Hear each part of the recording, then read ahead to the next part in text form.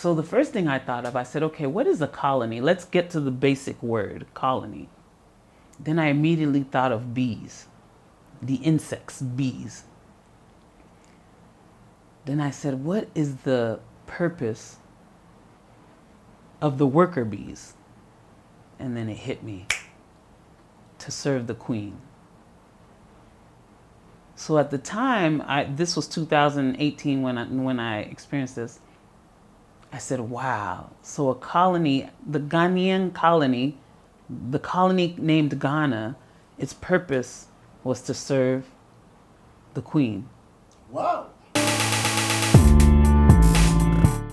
Yeah, hello, I'm your boy Jibril. I'm so happy to be with you this evening.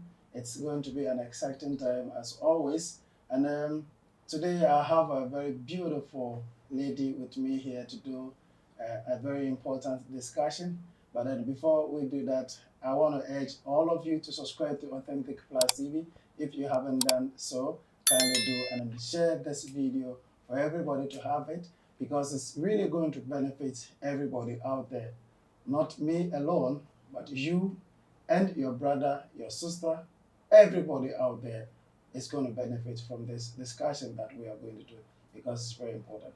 So, without so much ado, I want to introduce my guest today, and she's Nanette Atuahene. So I'm going to let her speak for herself and then tell us a little bit about herself, and then we take it out from there.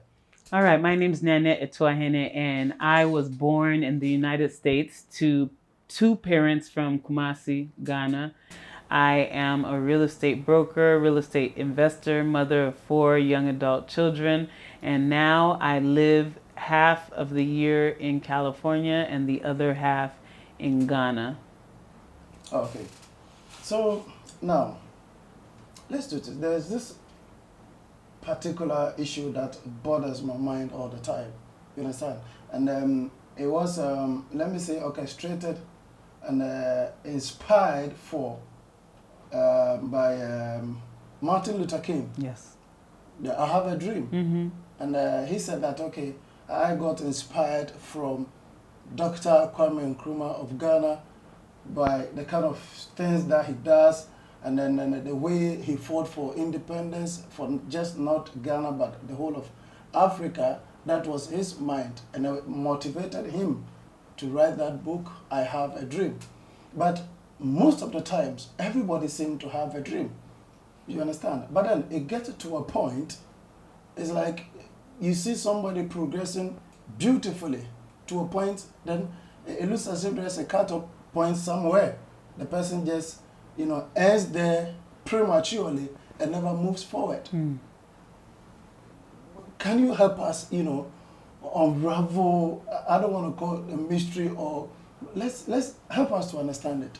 Okay, so you're first talking about someone who's on the right track and then somehow gets derailed. Yeah. So I discuss this with people a lot of times, and the first thing is vision.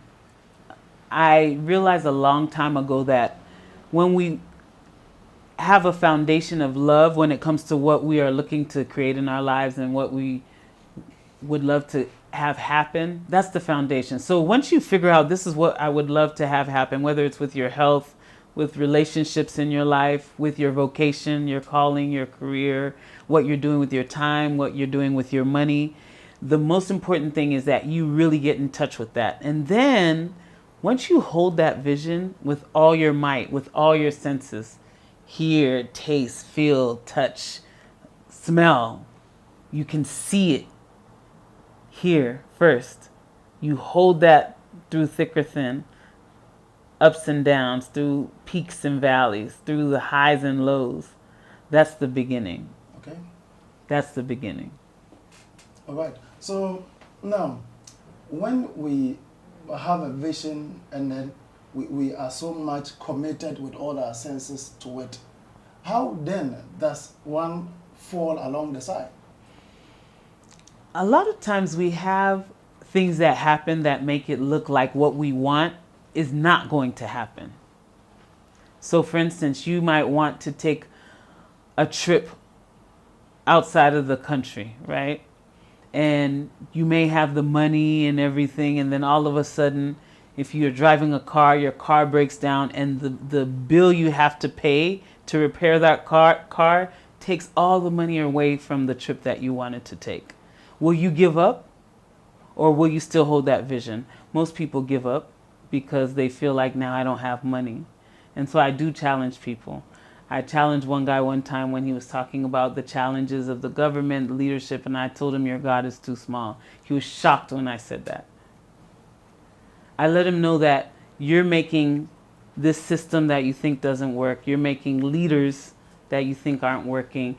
You're making government that you think isn't doing what they're supposed to do bigger than God. And so when you do that, you lose sight of your vision. And I call it vision impairment. You get vision impairment. So the trouble, the obstacle you see is bigger than your vision. And so we know, and I know for sure, that there's a God out there that's bigger than any problem. So that same God will help you to manifest your vision when you hold it through thick or thin, when you hold it through hell or high water.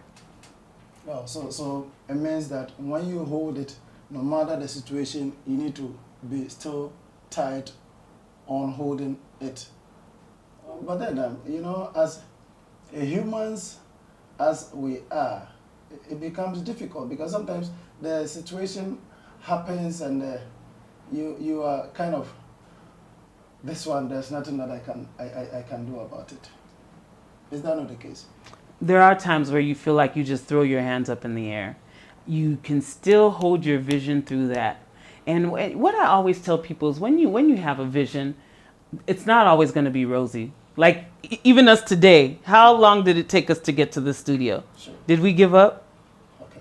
We didn't give up. We kept going. We didn't dramatize it. We didn't say, I'm tired. We didn't do any of that. We just kept going until we got to where we are right now, in the studio right now today. So for me, it's not that you don't fall on your face. It's that you get up every time you fall, knowing what you're looking for. Knowing what you're looking for. Okay, so let's look at this situation. All right. I need to travel to the America, as you mentioned. But then, I don't know where I have to go to. I do not have a passport. I don't know where I am going to stay, which hotel, what I am even going to do. But I have the vision or the dream that I see myself in America. But then humans, I will talk about money. There's no money to do all this. What do I do? So I have a story about that. So my former mother-in-law, may she rest in peace, was sick at one point. This was 2016. And she's the last living grandparent for my children. So I made sure I wanted to take my family there. I wanted to take my 4 children there. One ticket round trip cost $1,400. So imagine 5 people. That's $7,000. I didn't have the money. But I knew I wanted to go. I knew that's something I really wanted for my kids, to be able to bond with their grandmother in case this was the last time they saw her. So I learned from someone a long time ago that instead of depending on money, ask yourself the question, if I had all the money and resources I needed right now, what would I do next? So I didn't have the money. I didn't have $7,000. I'm raising 4 children. I didn't have that money. But I asked myself that question. I said, if I had all the money and resources I needed right now for this trip, what would I do next? So I was thinking, okay, I actually felt that I had the money in my hand. I had everything I needed. And I said, okay, what would I do? Now that I have the money in my hand, what would I do? And then in that moment, I realized my kids need their passports. And at the time, all their passports were expired. Now, in the past, I would have let money stop everything cold. I wouldn't have thought any further about this trip because I didn't have the money.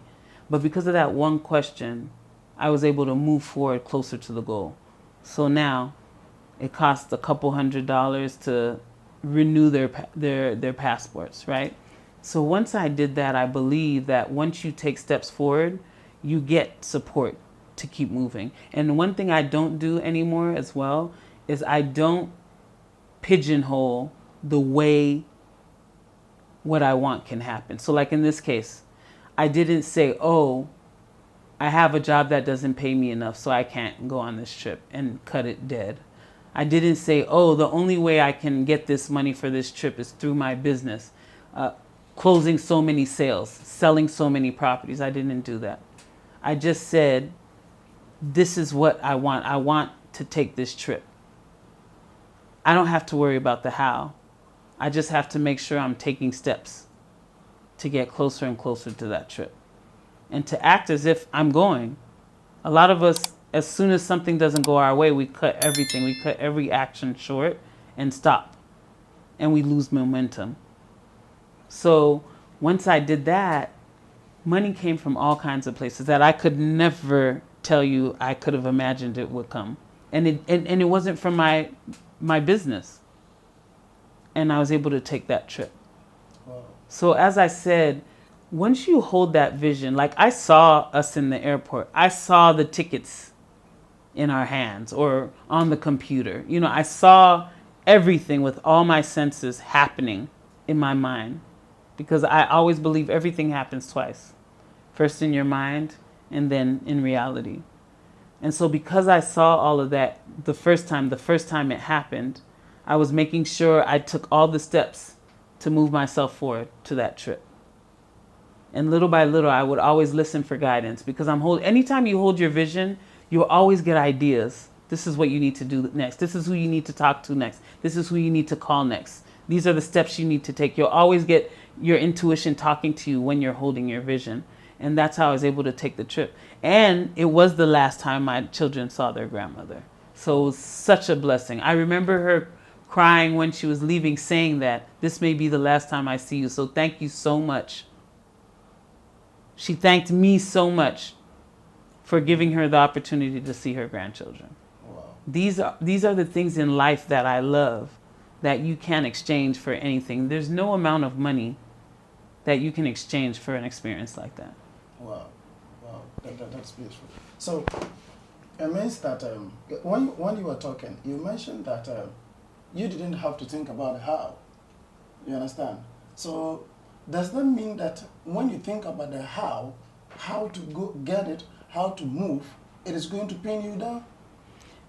When you think about the how, you're thinking with your mind, your limited mind, right? With your limited experience, your limited opportunity seeking, right? Yeah. So what I always say is, this is what I say to myself. Why are you struggling with your little mind when there's a huge mind and huge opportunities out there that you can tap into, right?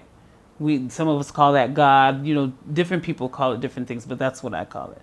So why don't I use the mind of God to figure this out versus just using my little mind with the little options I see, the few options I see, right?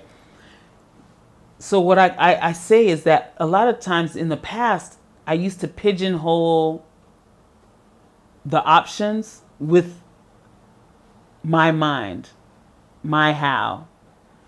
So what I learned is that now I just hold the vision. Like whatever I say I would love to have happen in my life, I hold the vision and see it happening in my mind. And once I see it happening in my mind, feel it, and feel the excitement about it, then little by little, the how comes. And that's why I said through your intuition, through that guidance, through that voice telling you, why don't you talk to this person? Why don't you call this person? Why don't you do? I mean, there's so many times where I've used this, and sometimes the idea that came to me, I was like, that has nothing to do with what I want. But it ended up tying into what I want. Even though it didn't look like it was related at all, I listened and I took the steps that I could take, and it ended up being in line with what I wanted, and I was able to get what I wanted. Wow. That is beautiful. I love that. So it means that we do not have to think about how. You understand? Just remain focused, and then the how will present itself. Remain focused on your vision. Like, be Okay. crystal clear about what your vision looks like, what it feels like. I mean, what it tastes like, what it smells like every single thing. Be crystal clear about that. That's the first step. You asked me a question before offline where you said, is it being positive? Yeah. Is it having faith?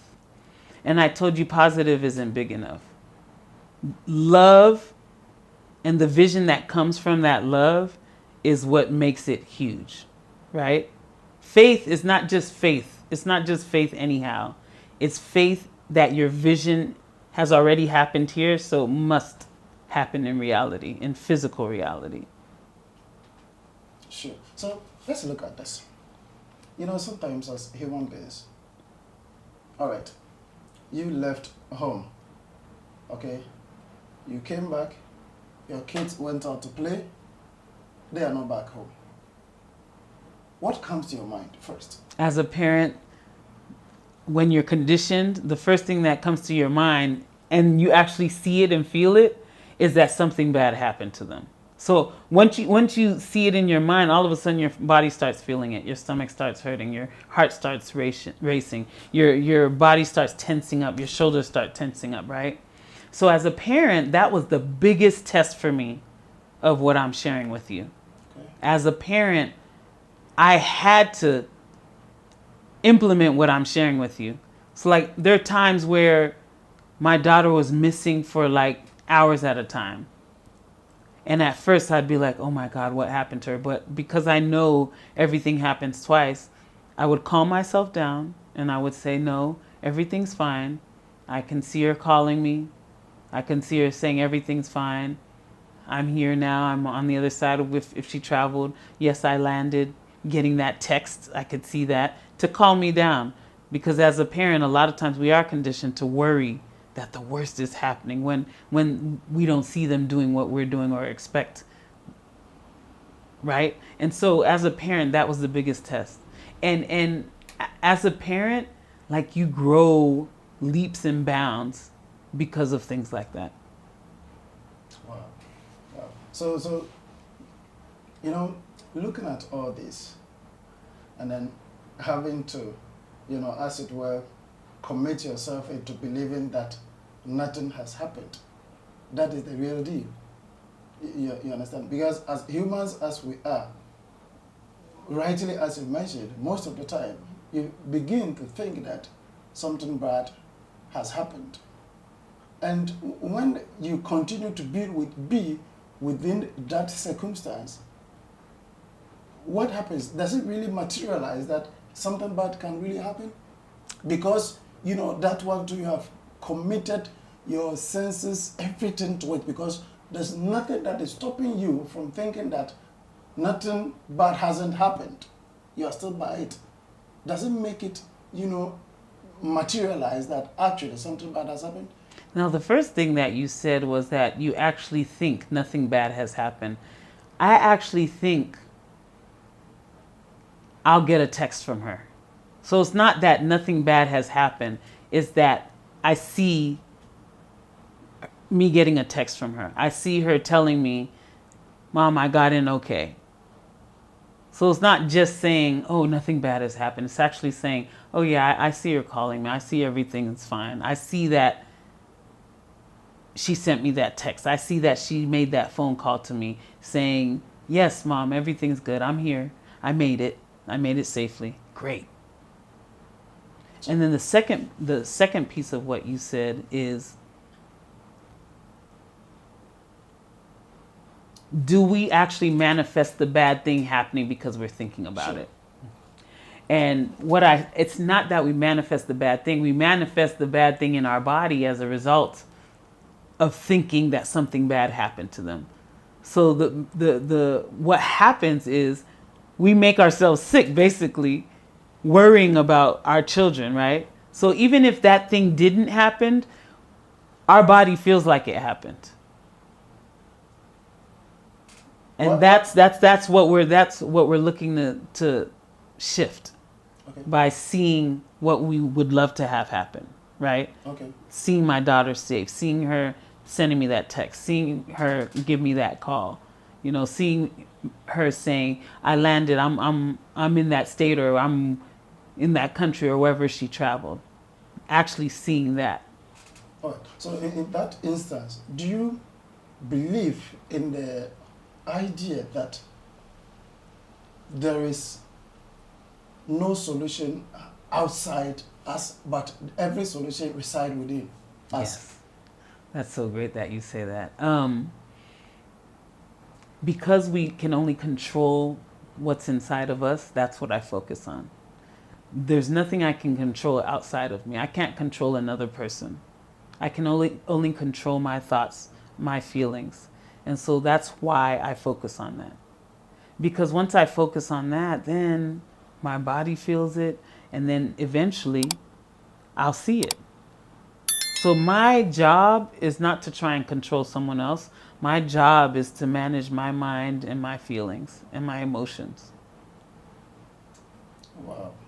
Wow, I love that. So because sometimes, somebody is really sick out of these things. Yes. Into thinking that something bad has happened somewhere. Yes. You understand? Or sometimes you've been in a car and then you hear a very loud noise, but you didn't say it. But your mind responds to that quickly, that something has happened. And then all those, shiverings and those kind of fear, comes into your body. Why is it that? Part of that is that fight or flight reflex. Like part of that, because the only things that we really fear are falling, the fear of falling, like if we're falling down high buildings, right? Falling from high buildings, or loud noises. So that naturally we fear. But then what happens after that? That's what's made up. That's what's created, right? So when you hear a loud noise, all of a sudden you start thinking, "Oh my God, am I safe? What happened?" And you start creating all those things that happened that you don't know for sure happened. That's where we create fear. So then I would then now take you to, we as humans, we are amazing no matter what. Yes. What do you say about this? This is so important to me because, especially we as African people. So there's a movie that changed my life when it comes to I'm amazing no matter what. It's called Hidden Figures. And this movie is about African American women who were brilliant mathematicians, and they helped NASA path the flight to space, right? So these astronauts were helped by these African American women to path the flight to space.